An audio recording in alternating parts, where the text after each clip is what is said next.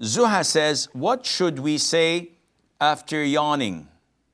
So we know that yawning is from shaitan and sneezing is from Allah, and Allah loves sneezing. What does this mean?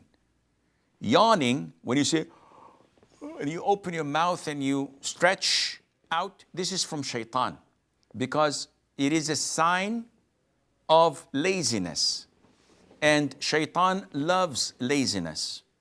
Now, agnostics and atheists would say, no, this is nonsense. Yawning is due to the fact that the body needs oxygen, and that's why one yawns so that he gets more oxygen in his lungs, and this would pump the blood. All of this is nonsense. Muslims believe in the Quran and the Sunnah, and the Prophet told us that yawning is from shaitan. So whenever one wants to yawn, he should suppress it. How do you suppress it? By biting your lower lip like this, closing your mouth. Or if you're unable, it's so overwhelming, you simply put your hand over your mouth and cover it, because this prevents shaitan from laughing at you or entering in your body through your mouth. So what are we required to say when yawning? Lots of the people say, audhu billahi minashaitanir rajim.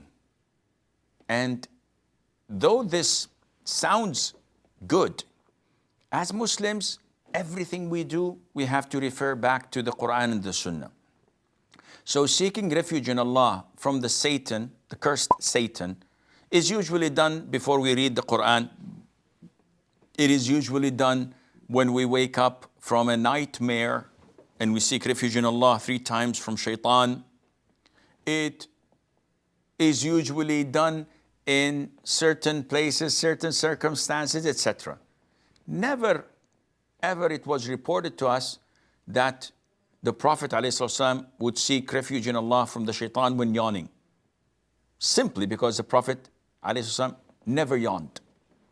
And this is one of the things that scholars say, that the Prophet ﷺ's special treats of his. He never yawned, and he never had an nocturnal emission, due to the fact that these both are caused by shaitan, and shaitan cannot come to him, alayhi salatu wasalam. So the most authentic opinion is that you say nothing, because if there was something to be said, the Prophet would have ordered us to say it, and Allah Azza wa Jal knows better.